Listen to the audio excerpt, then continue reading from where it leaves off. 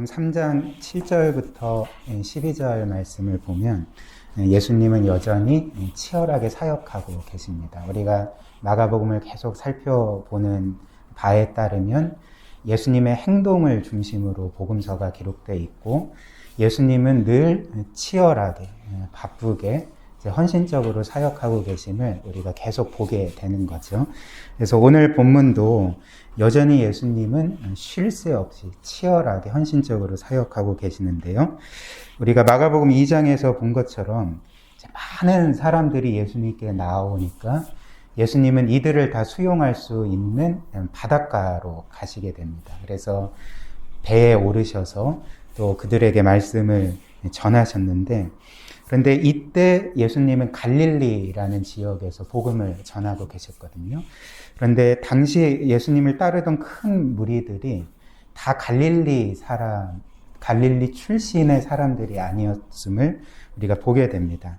마가복음 3장 8절은 예수님을 따르던 큰 무리가 갈릴리를 포함해서 어디에서 왔는지를 우리에게 보여주는데요.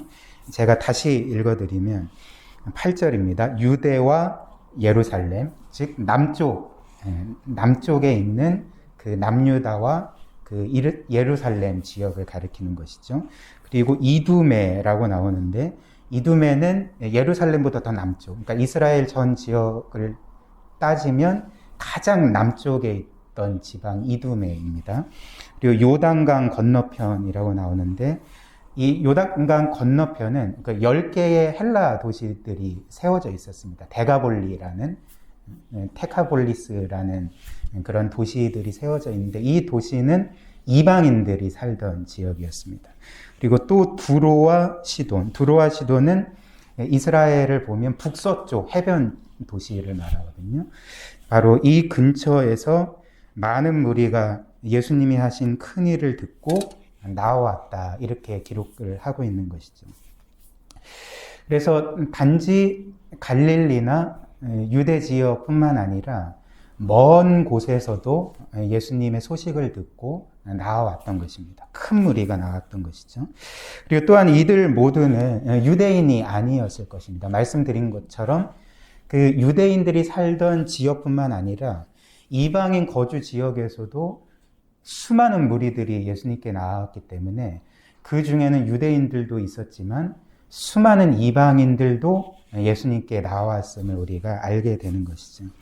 이는 당시 예수님의 사역이 얼마나 놀라웠는지, 그 당시는 사실 지금처럼 인터넷도 없고 휴대전화도 없고 이렇게 어떤 사건이 벌어지면 그 소식이 쉽게 빨리 전파되기 어려운 그런 시대이지 않았습니까?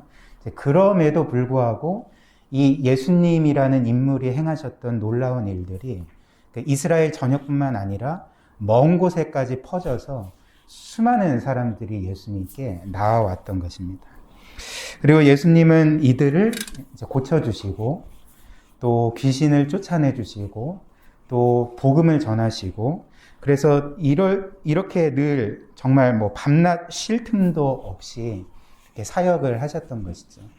그래서 마가복음 3장 20절 우리가 읽진 않았지만 보면 심지어 식사할 틈도 없으셨다, 식사할 겨를도 없으셨다, 이렇게 기록할 정도로 예수님은 굉장히 치열한 삶을 살고 계셨습니다. 그런데 이런 살인적인 스케줄에서도 예수님이 늘 놓치지 않으셨던 것이 있죠. 우리가 몇 주 전에 살펴본 것처럼 이제 기도였습니다. 정말 거의 늦은 밤까지 그렇게 모든 에너지가 소진될 정도로 사역을 하시다가 그 다음날 새벽에 일어나셔서 늘 하나님 아버지께 기도하시고 은혜를 구하고 힘을 구하셨던 것이 우리 주님이셨죠. 그리고 주님은 새벽에만 기도하셨을 뿐만 아니라 밤에도 기도를 하셨고, 특별히 오늘 이 본문에 사건이 기록된 때도 예수님은 밤을 새워서 기도를 하셨습니다.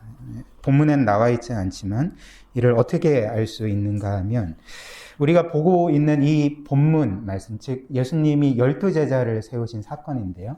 이 동일한 사건을 기록한 다른 복음서 누가복음 6장을 보면 특별히 12, 13절이 이렇게 말합니다. 이때에 예수께서 기도하시러 산으로 가사 밤이 새도록 하나님께 기도하시고 밝음에 그 제자들을 부르사 그 중에서 12를 택하여 사도라 칭하셨으니 이렇게 말씀합니다. 즉 예수님께서는 모든 사역을 마치시고 산으로 올라가셨는데 무엇 때문에 산으로 올라가셨냐면 철야 기도를 하기 위해서 산으로 올라가셨던 것이죠. 그리고 이렇게 밤을 새워서 기도하신 후에 곧바로 행하신 일이 12제자를 세우신 일이었습니다. 사도로 세우신 것이죠. 그리고 오늘 우리가 본 마가복음 3장 14, 15절 말씀은 예수님께서 이들을 사도로 세우신 목적에 대해서 세 가지로 얘기를 하고 있는데요. 14, 15절 다시 한번 보십시오. 이에 12를 세우셨으니 이는 자기와 함께 하시게 하시고 또 보내사 전도도 하며 귀신을 내쫓는 권능도 가지게 하려 하심이라 이렇게 말씀합니다. 즉 예수님이 12제자를 세우신 첫 번째 목적은 자기와 함께 있게 하시려고, 그리고 두 번째 목적은 그들을 보내사 전도하게 하시려고, 그리고 세 번째 목적은 귀신을 내쫓는 권능을 갖게 하시려고 이들을 선택하셔서 세우셨다는 것입니다. 우리는 오늘 이 말씀을 통해서 우리 주님께서 사람을 구원하실 뿐만 아니라 이제 사람을 어떻게 세우시는지를 살펴보고자 하는데 세 가지 항목으로 이제 살펴보고자 합니다. 첫 번째로 우리 주님은 사람을 은혜로 세우신다는 것, 은혜로 택하신다는 것. 그리고 두 번째는 그 택하신 사람을 은혜로 성장시켜 주신다는 것. 그리고 마지막 세 번째는 그 모든 택함 받은 자들을 은혜로 능력을 덧입혀 주신다는 이 세 가지로 이 본문 말씀을 살펴보고자 합니다. 첫 번째로 주님은 은혜로 사람을 선택하십니다. 즉 자격을 갖추었기 때문에 선택하시는 것이 아니라 이제 자격이 없는데도 불구하고 은혜로 선택을 하시는 것이죠. 그리고 이는 주님께서 선택하신 12제자들의 그 면면을 살펴보면 우리가 잘 알 수가 있는 것이죠. 이들은 남들보다 특출난 자들이 결코 아니었습니다. 먼저 이들은 출신과 배경, 그 직업에 있어서 이제 특출난 자들이 아니었죠. 우리가 알다시피 그 베드로와 안드레와 야고보와 요한은 이제 갈릴리 시골 어부였습니다. 그리고 빌립과 바돌로메라고 불리는 나다나엘이죠. 이들은 똑같은 동네, 시골 동네의 친구들이었죠. 그리고 마태, 레위는 우리가 알다시피 죄인인 세리였고, 또 가나나인 시몬이라고 나오는데 이 가나나인이라는 것은 그 당시 그 로마에 저항하는 열심당원을 뜻하는 말이었습니다. 즉, 그 열심당원이었고, 나머지 제자들도 사실 출신 배경이나 직업에 있어서 그렇게 특출난 자들이 아니었던 거죠. 또한 이들은 어찌됐든 복음을 전하고 하나님 말씀을 전하는 일에 택함을 받아야 되니까 어느 정도 하나님 말씀에 대해서 전문적으로 훈련을 받고 어떤 지적 능력을 갖추고 있어야 될 사람들이어야 되지 않겠습니까? 그런데 이들을 보면 그 당시 바리새인들과 서기관들처럼 전문적으로 성경을 배우고 가르치던 자들이 아니었습니다. 말 그대로 시골 출신 어부들이나 그렇게 특출난 그 직업을 갖고 있는 자들이 아니었기 때문에 이들은 지성이 뛰어난 자들이라고 생각되지는 않는 것이죠.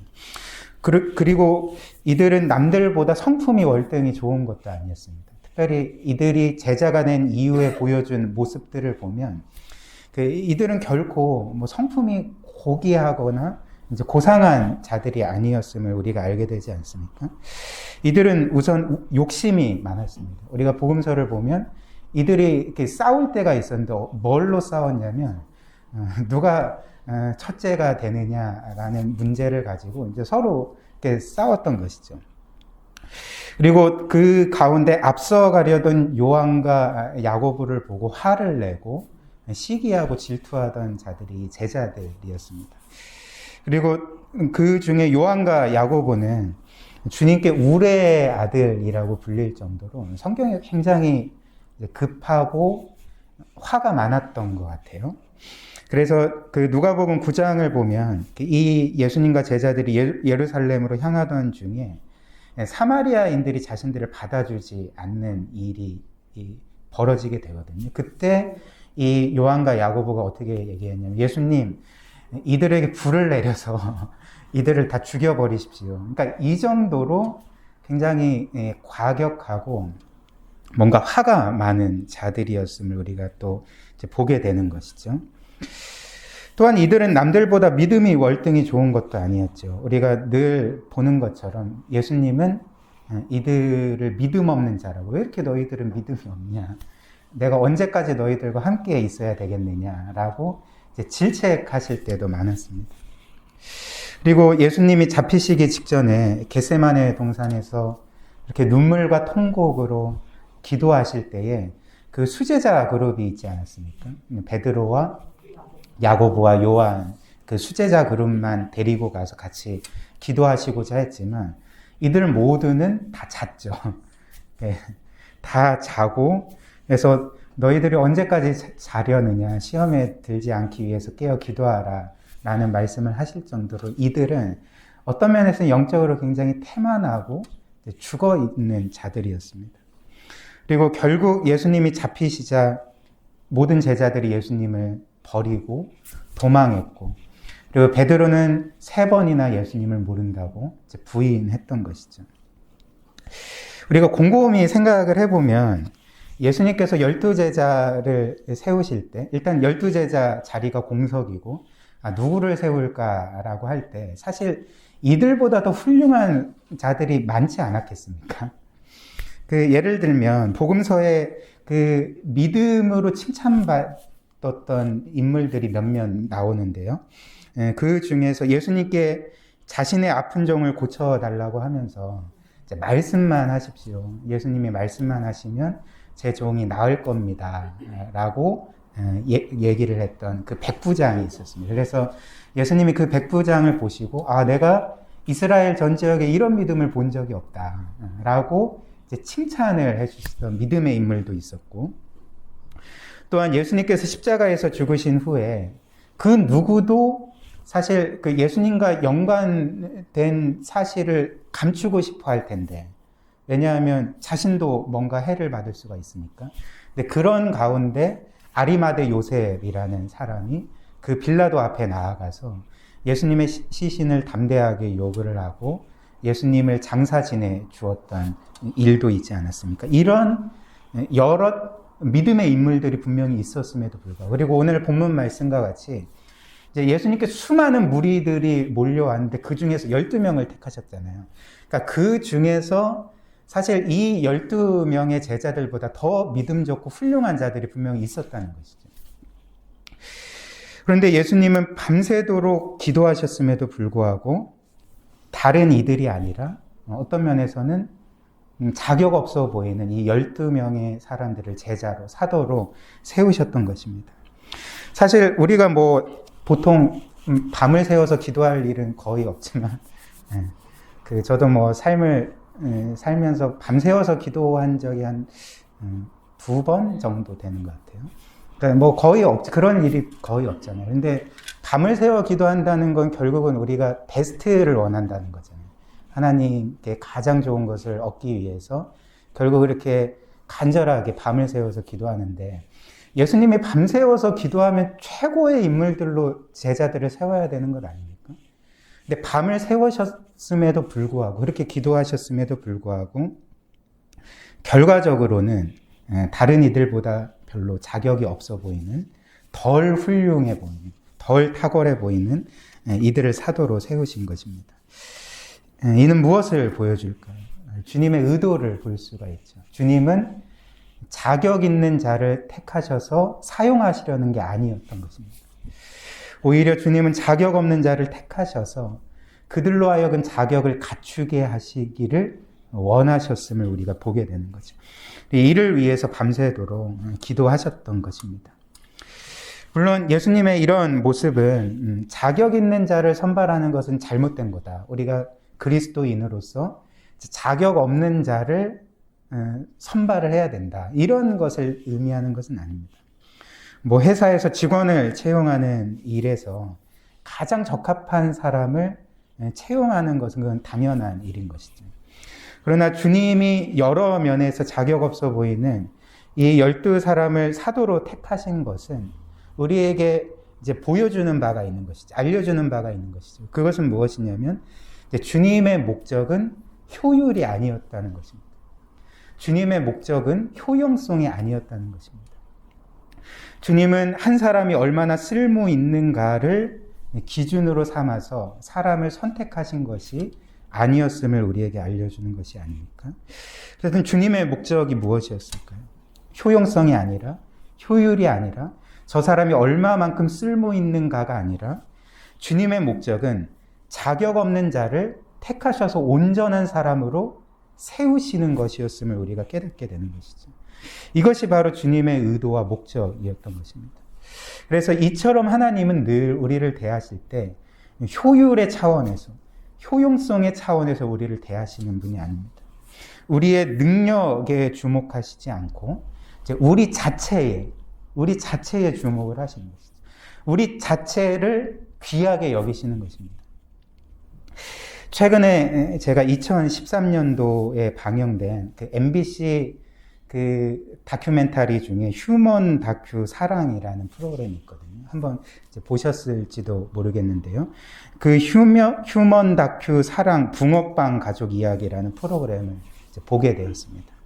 근데 그 붕어빵 가족 이야기가 무슨 이야기냐면 이제 강릉에서 목회하시는 그 김상훈 목사님과 윤정희 사모님께서 이제 10년을 걸쳐서 9명의 자녀를 입양해서 이제 가족으로 함께 더불어 살아가는 이야기를 이렇게 방영을 했던 것입니다.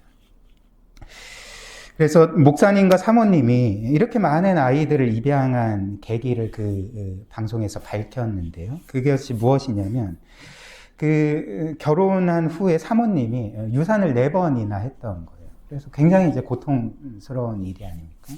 3번째 유산을 했을 때 이 사모님께서 울부짖으면서 하나님 저에게 아기를 주신다면 제가 이후의 아이들은 입양을 하겠습니다라는 서원을 하셨던 것입니다.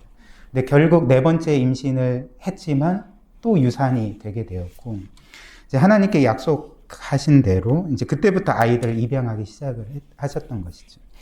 근데 목사님과 사모님이 입양을 할 때 결심한 게 있었습니다. 그 결심이 무엇이냐면 우리는 절대 아기를 고르지 않겠다. 입양을 할 때 가장 우리가 원하는 아이가 아니라 이제 고르지 않고 가장 어렵고 힘든 아이들, 상처 있는 아이들을 우리가 입양하겠다라는 그런 결심을 하고 입양을 하셨던 것이죠. 그래서 그렇게 입양한 아이들은 모두 작고 큰 장애를 갖고 있었던 아이들이었습니다. 그래서 얹청이도 있었고, 안짱다리도 있었고, 사시도 있었고, ADHD도 있었고, 언어장애도 있었고, 여러 어려움들이 있던 아이들을 입양을 하신 것이죠. 그리고 그 중에 몇몇 아이들은 파양을 경험한 아이들입니다. 즉, 다른 집에 입양을 갔다가 그 아이가 갖고 있는 문제로 인해서 다시금 버려진 아이들이었다. 그래서 이 아이들은 친부모에게도 버려지고 자신을 입양한 그 양부모에게도 버려지는 그러니까 상처가 있는 아이들이었던 것입니다.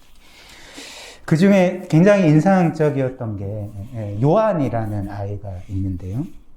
그 요한이라는 아이는 친엄마가 베트남 사람이고 이제 어릴 때 버려진 것이죠. 그리고 그 버려진 충격과 상처 때문에 목사님과 사모님이 이 아이를 입양할 당시 이 아이의 지능, 그 IQ가 67이었습니다. 제가 새롭게 한 사실인데 70 이하가 지적장애 판정을 받을 수 있는 수치라고 합니다. 그래서 이 아이가 이제 지적장애 판단을 받을 수 있는 그런 아이였고 목사님과 사모님은 이 아이를 입양을 했던 것이죠. 그래서 그 기관에서 이 지적장애 판정을 받으면 그래도 정부에서 보조금을 받을 수 있다. 어떻게 하시겠냐? 판정을 받겠냐? 받지 않겠냐? 라고 했을 때 사모님은 이 아이를 정상적인 아이로 키우고 싶으셔서 내가 이 아이를 정상적인 아이로 한번 키워보겠다, 세워보겠다 결심을 하시고 이제 지적장애 판정을 받지를 않으신 거예요. 그때부터 이제 목사님과 사모님이 헌신적으로 이 아이를 사랑하고 케어하고 양육하는 가운데 이 아이에게 친부모로부터 버림받은 상처가 서서히 치유가 되고, 이제 놀라운 게 뭐냐면 이후에 이제 그 지능 검사를 했는데 IQ가 130이 나온 거예요. 그리고 그때부터 거의 반 1등을 놓치지 않고 이제 전교 1등까지 하는 아이로 자라게 된 것이었습니다. 그리고 또 한 아이가 있는데 그 사랑이라는 아이입니다.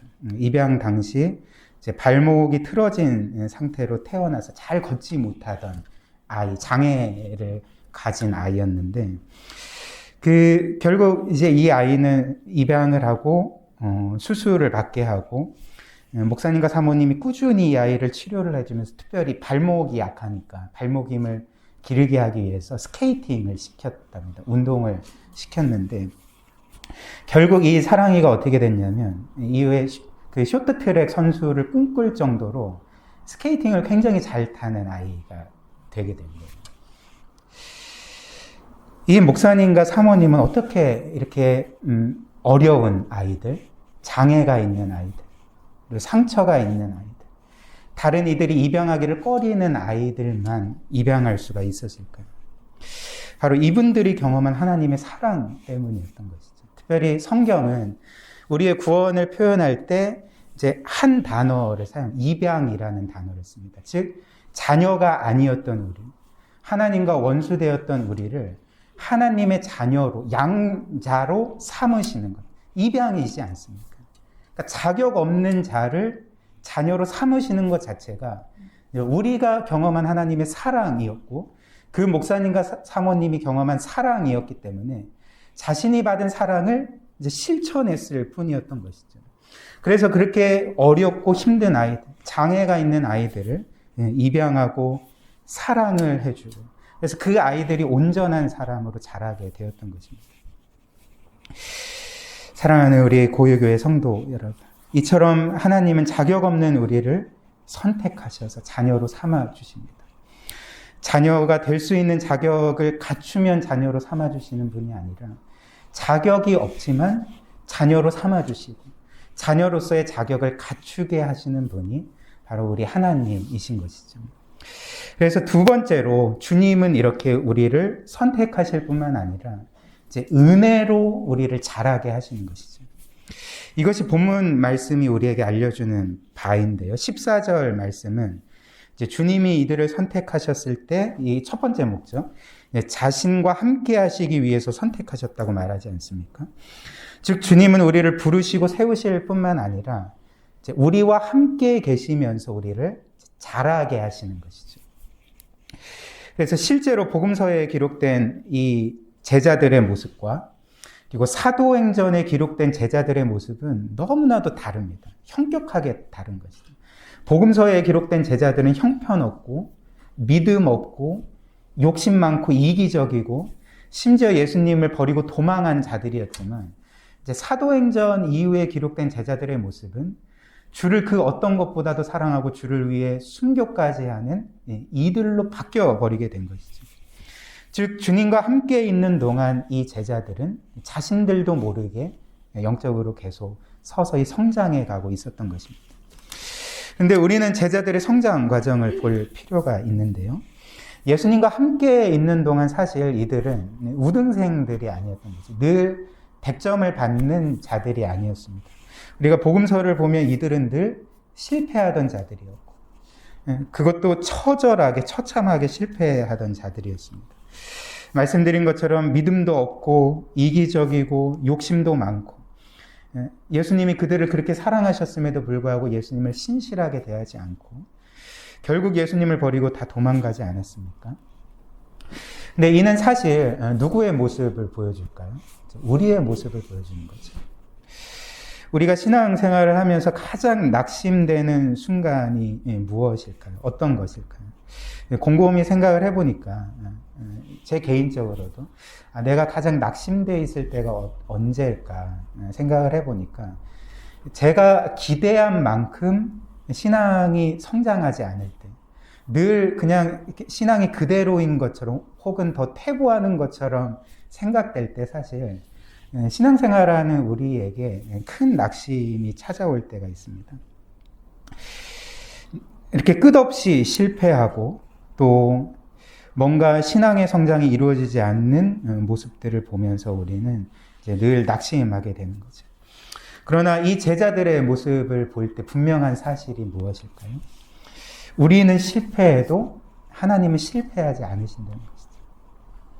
하나님은 우리를 향해 세우신 자신의 계획을, 그 목적을 우리의 실패에도 불구하고 반드시 이루신다는 것입니다. 이 제자들을 통해 우리가 볼 수 있지 않습니까? 그리고 우리를 향한 하나님의 이런 의지를 보여주는 한 가지 예가 본문 말씀에 기록되어 있는데요. 이제 그것이 무엇이냐면 예수님께서 이 12제자를 세우시면서 특별히 베드로에게 시몬에게 새로운 이름을 주셨던 사건입니다. 베드로라는 이름이죠. 이 베드로라는 이름은 그 뜻이 반석이죠, 반석. 그리고 주님께서 이 시몬에게 베드로라는 새 이름을 주신 목적을 마태복음 16장 18절은 다음과 같이 밝힙니다. 제가 읽어드릴게요. 또 내가 너에게 이르노니 너는 베드로다. 베드로라. 내가 이 반석 위에 내 교회를 세우리니 음부의 권세가 이기지 못하리라 라는 너무나도 놀라운 말씀을 베드로에게 해주십니다. 그리고 이는 주님께서 구원 사역을 마치시고 승천하셨을 때 이제 베드로를 중심으로 해서 베드로라는 반석 위에 초대교회를 세우시겠다는 그 예수님의 약속이기도 했던 것이죠.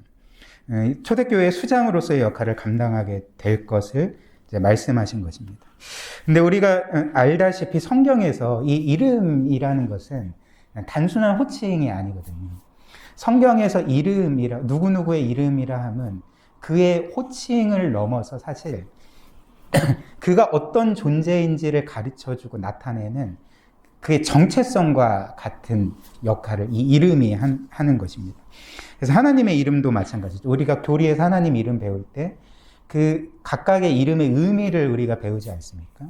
뭐 보통 이제 대표적으로는 하나님의 세 가지 이름, 주 여호와 하나님. 그래서 주님은 온 땅과 만물 가운데 주인이 통치자가 되신다는 것.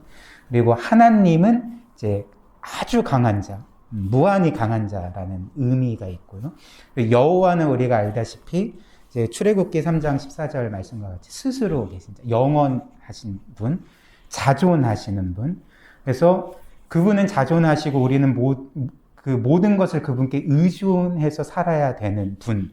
이제 이런 의미가 있는 거예요. 여러 이제 하나님의 이름에 그 담긴 그 의미가 있는데, 그래서 하나님의 이름은 하나님의 정체성이 하나님 자신이 되는 거죠. 그리고 이게 사람들의 이름도 다 마찬가지입니다. 예를 들면 이제 아담이라는 이름은 원래 무슨 의미죠? 흙입니다. 흙. 네, 흙입니다. 네, 흙도 아니고 사실 흙먼지예요, 먼지. 그래서 영어 성경은 사실 더스트로 표현하거든요. 그러니까 이건 뭐를 보여주냐면 인생이 결국 하나님이 아니면 흙먼지와 같은 아무것도 아닌 존재임을 보여주는 거죠. 어찌됐든 이렇게 이름들은 그의 정체성을 나타내 주는 건데, 따라서 주님께서 이 시몬에게 베드로라는 새 이름을 주신 것은 단지 호칭을 바꿔주셨다는 것이 아니라 그에게 새로운 정체성을 주셨음을 의미해 주는 것입니다. 그러나 당시 이 시몬이라는 인물은 이 베드로, 즉 초대교회의 반석이라는 정체성에 어울리는 자가 아니었던 것이죠. 이 초대교회의 반석이라는 정체성과는 거리가 멀었습니다. 특별히 예수님을 배반한 후에 베드로는 더더욱 그랬던 것이죠. 누가 이 베드로가 초대교회의 반석이라고 생각을 하겠습니까? 예수님을 그렇게 3번이나 부인했는데, 심지어 자신에게 저주까지 하면서 부인한 베드로가 어떻게 반석이 되리라고 생각을 했겠습니까? 다른 이들도 그렇고 베드로 자신도 감히 그렇게 생각을 하지 않았을 것입니다. 그러나 주님은 이 시몬에게 베드로라는 이름을 주셨죠. 그에게 새로운 정체성을 이제 부여해 주셨던 것입니다. 그리고 베드로를 그 정체성에 부합한 자로 이제 서서히 여러 실패를 거듭했지만 서서히 성장하게 해주셔서 결국 이 베드로는 초대교회의 반석과 같은 그런 인물이 되었던 것입니다. 이는 성경의 다른 인물을 통해서도 알 수가 있는데요. 성경을 보면 하나님은 종종 자신의 백성에게 이제 새로운 이름을 주실 때가 적지 않은 거죠. 대표적인 인물이 누가 있을까요? 하나님께 이름을 받은 인물? 아브라함이 있겠죠, 아브라함. 그래서 원래 아브라함의 이름은 아브람이었습니다. 아브람이라는 이름은 그 존귀한 아버지 혹은 높은 아버지라는 뜻이거든요. 그러니까 그 가문 안에, 가정 안에서 이제 가장 높은 아버지라는 뜻의 의미였던 것이죠. 그것이 그의 정체성이었던 거죠. 근데 하나님은 그에게 그냥 한 가정의 큰 아버지가 아니라 아브라함이라는 열국의 아버지, 온 열방의 아버지라는 그가 도저히 생각할 수 없는 새로운 정체성을 주셨던 것입니다. 그런데 되게 재미있는 게 뭐냐면 하나님이 이 아브라함에게 아브라함이라는 열국의 아버지라는 새로운 정체성을 주셨을 때는 사실 아브라함이 신앙생활을 잘하고 있었을 때가 아니었거든요. 거의 최악의 시기 때 하나님이 이 약속을 주셨습니다. 그때가 언제였냐면 바로 아브라함이 하나님의 약속을 믿지 못하여 불신앙 가운데 하가를 취해서 이스마엘을 낳고 양육하던 때에 하나님이 이 약속을 주셨던 것이죠. 사실 그 창세기 16장 16절을 보면 이런 말씀이 나오거든요. 하갈이 아브라함에게 이스마엘을 낳았을 때 아브라함이 86세였더라. 그러니까 아브라함이 하갈과의 사이에서 이 이스마엘을 낳았던 때가 86세라는 거죠. 근데 곧바로 이어지는 창세기 17장 1절에 이렇게 말하거든요. 아브라함이 99세 때에 여호와께서 아브라함에게 나타나서 그에게 이르시되 나는 전능한 하나님이라 너는 내 앞에서 행하여 완전하라 이렇게 말씀하십니다.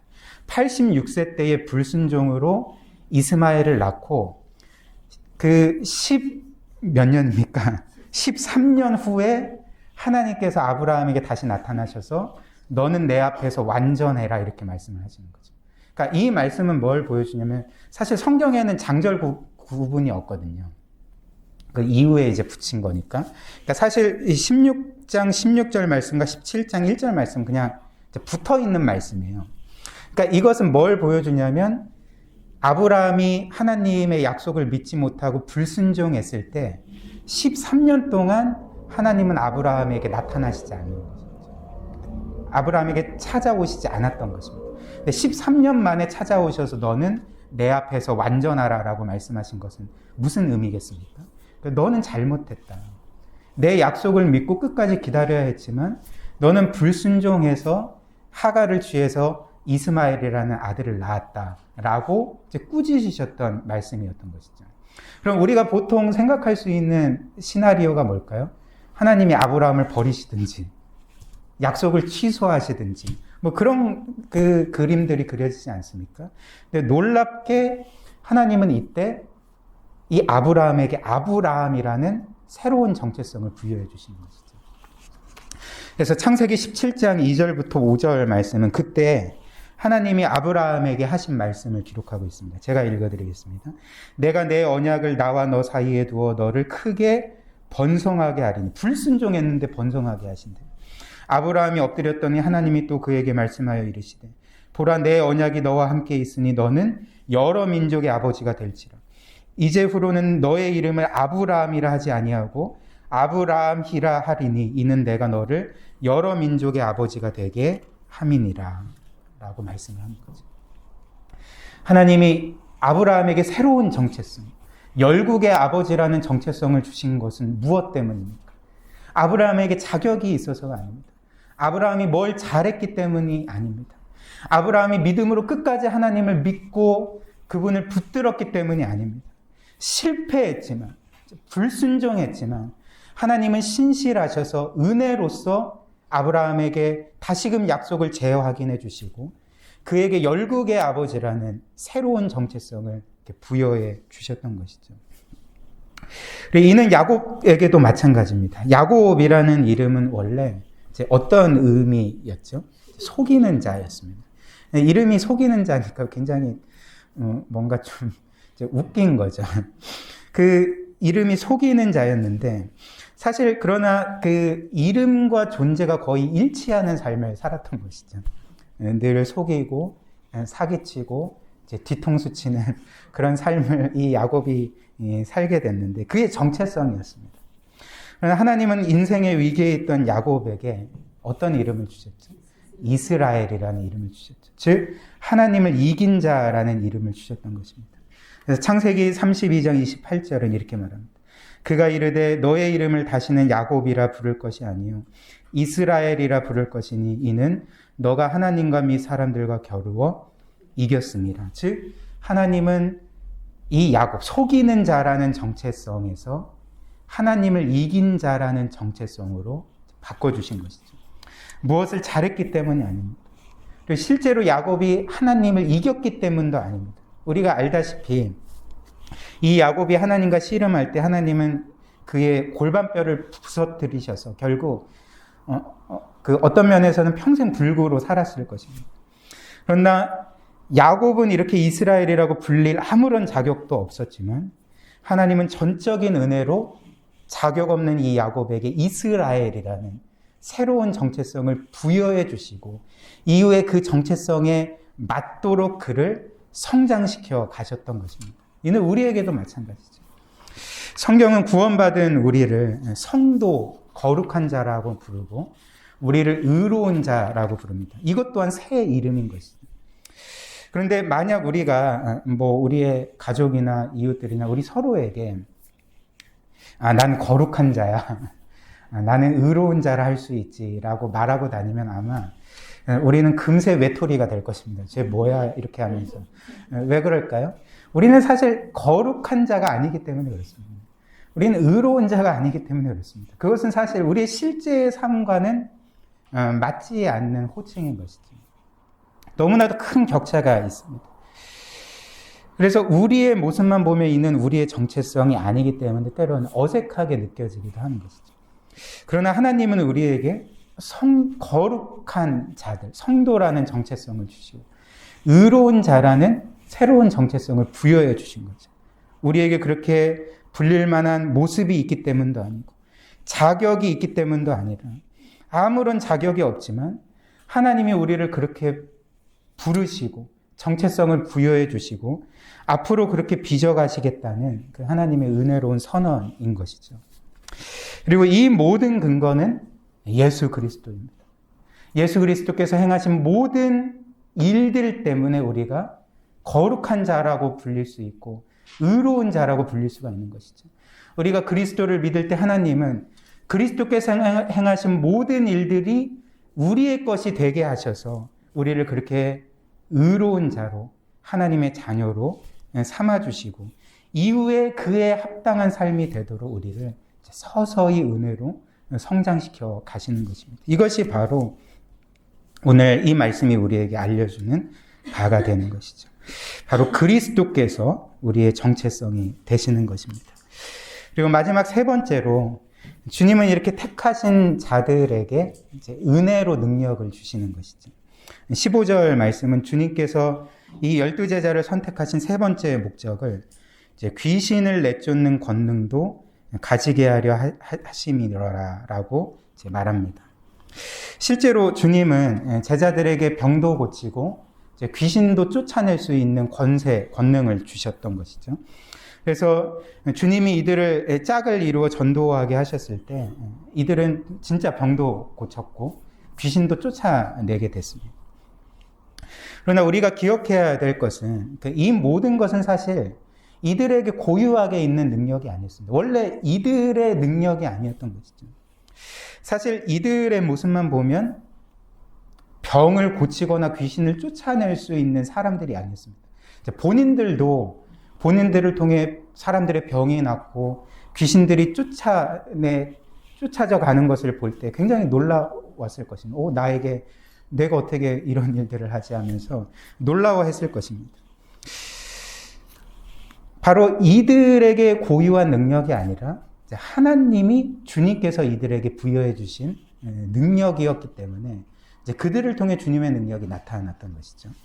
그래서 이렇게 하나님의 사역자들의 능력은 사실 사역자들의 것이 아니죠. 하나님이 그들에게 주신 것이고, 더 정확히 말하면 이제 그들에게 빌려 주신 것입니다. 그러니까 언제든지 다시금 가져가실 수 있는 것이 바로 하나님이 우리에게, 그분의 사역자들에게 주시는 능력이라 할 수가 있죠. 제가 신대원 시절부터 이제 참 하나님께 늘 감사하는 일인데, 그 신대원 1학년 때부터 거의 한 5년 가까이, 5년 넘게 그 김남준 목사님과 개인적으로 그 그룹을 이루어서 스터디를 하면서 그 신학 공부를 배웠습니다. 그래서 개인적으로는 평생의 이제 스승으로 감사하며 그렇게 또 존경하는 목사님인데요. 그 제가 김남준 목사님을 처음 뵀을 때 사실 굉장히 마음이 두려운 거예요. 왜 두렵냐면 그때는 좀 순진해서 이 목사님이 영적으로 너무 깊어서 내 마음도 알고 내 과거도 다 아실 것 같아 하면서 그 목사님과 개인적으로 만나는 약속이 있었는데 그 굉장히 이제 두려운 거죠. 혹시 내 죄를 들키면 어떻게 하지 하면서 이제 그랬는데 그 몇 년 후에 제가 남서울교회 사역자로 가게 되고 그 화정부 목사님을 처음 뵀을 때 이제 비슷한 느낌을 가졌습니다. 그래서 화 목사님을 처음 뵈었을 때 제가 이렇게 말씀드렸거든요. 지금도 기억이 나는데 늘 그 존경하던 목사님, 늘 그 온라인상에서 설교로만 듣던 목사님을 개인적으로 뵈서 너무 영광이라고, 너무 감사하다고 그렇게 말씀을 드렸는데 그때는 제가 이해를 잘 못했어요. 근데 화 목사님이 이런 말씀을 하시는 거예요. 그렇게 생각하지 마라. 사람은 가까이 하면 실체가 드러난다. 그리고 사람은 가까이 보면 다 실망하게 돼 있다. 그렇게 생각하지 마. 이런 말씀을 주시는 거예요. 그래서 저는 이게 무슨 말씀이지? 그때는 이해를 못했거든요. 근데 이후에 저도 성경을 계속 공부하고 이제 알아가면서 깨닫게 된 바는 이제 저를 포함해서 아무리 거룩하게 보이는 사람이라 할지라도 이제 하나님 앞에서는 아무것도 아닌 존재임을 깨닫게 된 거죠. 우리는 연약한 자들일 뿐입니다. 우리는 죄인들일 뿐이죠. 용서받은 죄인들일 뿐이죠. 그래서 그 누구도 아무리 거룩해 보인다 해도 그를 신성시하면 안 된다는 것을 깨닫게 된 것이죠. 그래서 이렇게 아무리 능력 있게 사역하는 사람일지라도 사실 그 능력은 원래 그의 것이 아니라 하나님이 주신 것입니다. 하나님이 그 자리에 세우신 것이고 하나님이 주신 권능으로서 그 사역을 감당하게 하는 것이죠. 그래서 결코 우리는 사람을 높여서는 안 됩니다. 그렇다면 주님이 오늘 이 본문 말씀에서 제자들을 세우시면서 그들에게 주신 권세, 권능은 무엇이었을까요? 그것은 바로 주님의 이름의 권능이었던 것이죠. 누가복음 10장을 보면 주님께서 70명의 제자들을 선택하셔서 2명씩 짝을 이루어 이제 전도 여행을 보내십니다. 복음을 전하게 하신 것이죠. 그래서 그들이 이제 돌아와서 예수님께 보고한 내용이 이런 말씀인데요.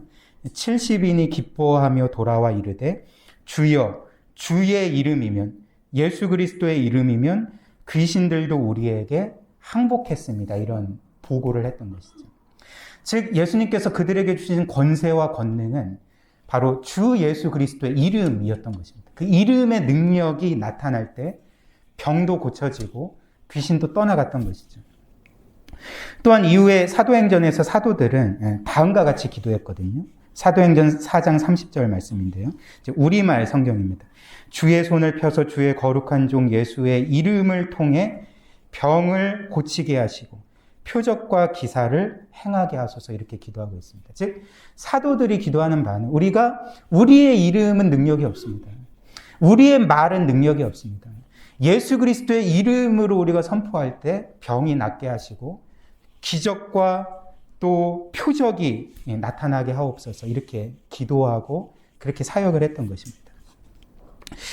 그리고 또 한 가지 주님이 제자들에게 주신 능력은 그 주님의 이름의 권능일 뿐만 아니라 이제 그분의 말씀의 권능이었던 것을 또 깨닫게 되는 것이죠. 그러니까 이를 쉽게 설명하면 이제 다음과 같습니다. 과거에 그 왕의 메시지를 다른 나라에 전하는 사람들이 있지 않았습니까? 이제 그런 사람들을 뭐라고 불렀죠? 이제 보통 사신이라고 불렀죠. 그리고 사신에게는 큰 권능과 권세가 있었습니다. 누구도 함부로 대할 수가 없었죠. 그리고 적국일지라도 그 사신을 함부로 대하거나 죽이면 안 됐습니다. 그 정도의 권세가 있었습니다. 그런데 사실 사신이 갖고 있던 권능과 권세는 그의 개인적인 것이 아니었죠. 혹은 그가 하는 개인적인 말은 사실 아무런 능력이 없었던 것이죠.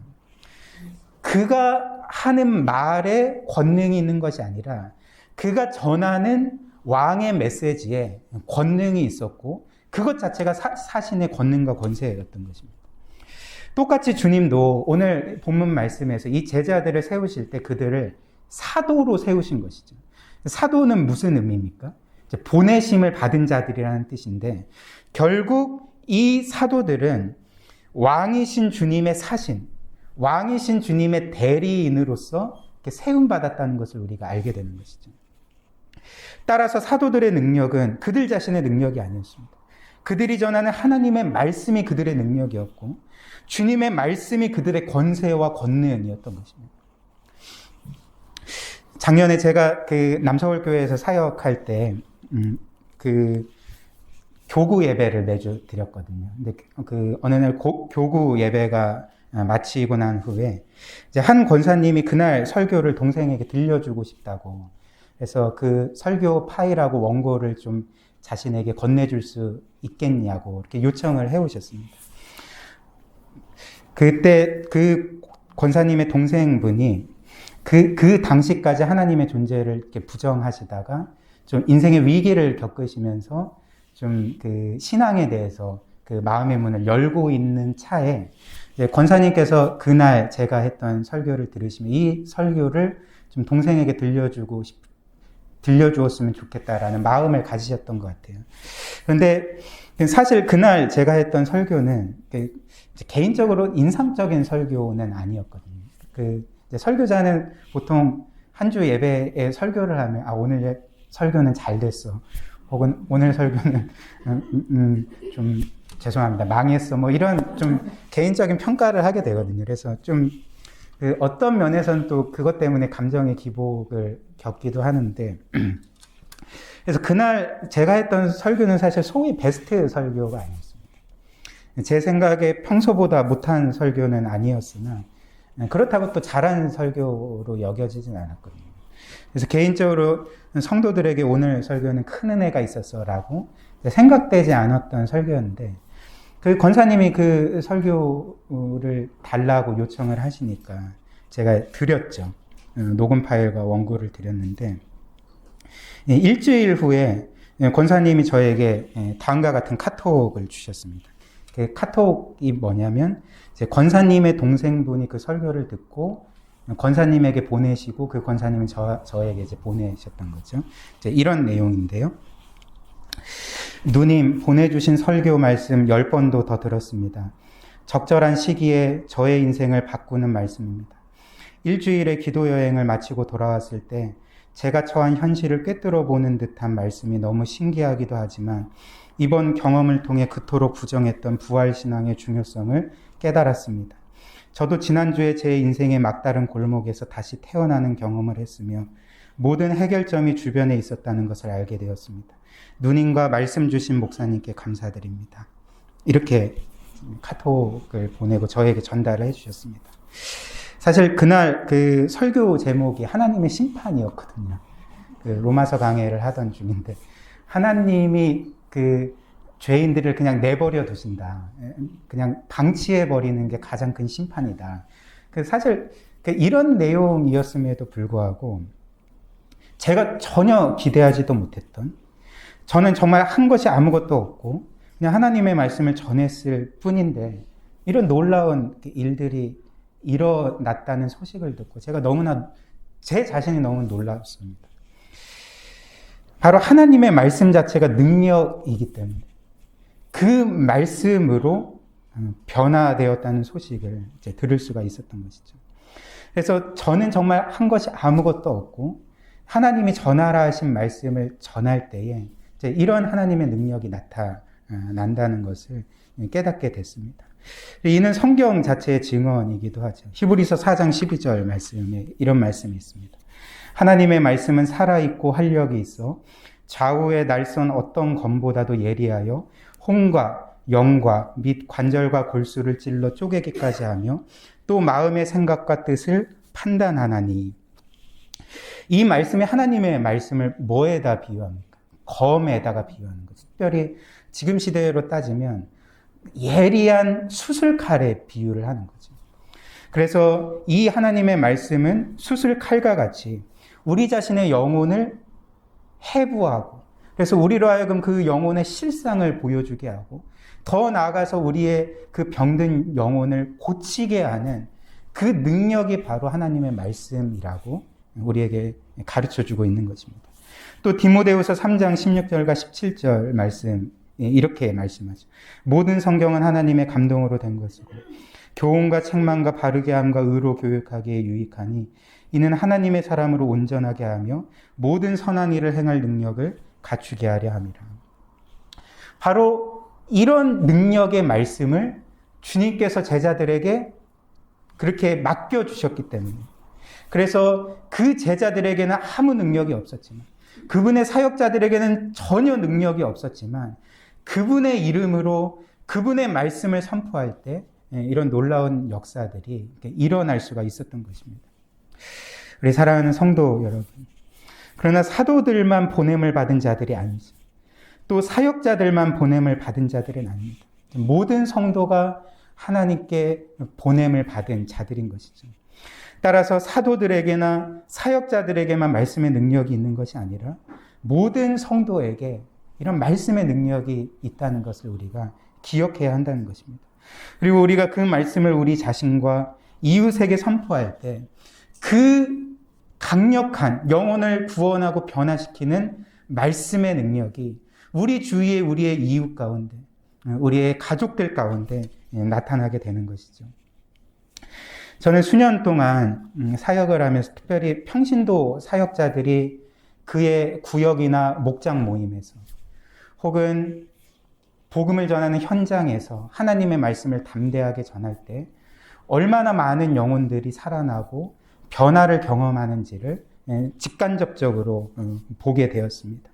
그리고 얼마나 많은 영혼들이 평신도 사역자가 전하는 그 말씀을 통해 영적인 유익을 누리는지를 이렇게 직접 보게 되었던 것이죠. 바로 하나님께서 우리에게 이런 은혜를 주셨으면 좋겠습니다. 설교자인 저뿐만 아니라 여기에 계신 사랑하는 모든 성도님들이 이렇게 주의 이름으로 주의 말씀을 가족과 이웃들에게 증거할 때, 많은 잃어버린 영혼들에게 선포할 때, 그리고 공동체 안에서 리더들이 하나님의 말씀을 각 지체들과 함께 나눌 때에 바로 이 성경에 기록된 하나님의 말씀들이 우리 가운데서도 나타나서, 그래서 우리의 영혼이 살아나고 그 영혼이 자라나고 그 말씀으로 인한 기쁨과 위로와 회복의 은혜가 가득하고, 그래서 모든 영광을 하나님께 돌리는 그런 일들이 우리 공동체 가운데 이루어졌으면 좋겠습니다. 그래서 우리가 늘 주의 이름을 갖고, 우리는 아무것도 아니지만 주의 이름으로, 그리고 그 주님의 말씀을 우리 자신과 서로에게 선포하고 많은 사람들에게 선포하는 그런 은혜가 우리 사랑하는 모든 성도님들에게 있기를 주님의 이름으로 축복합니다.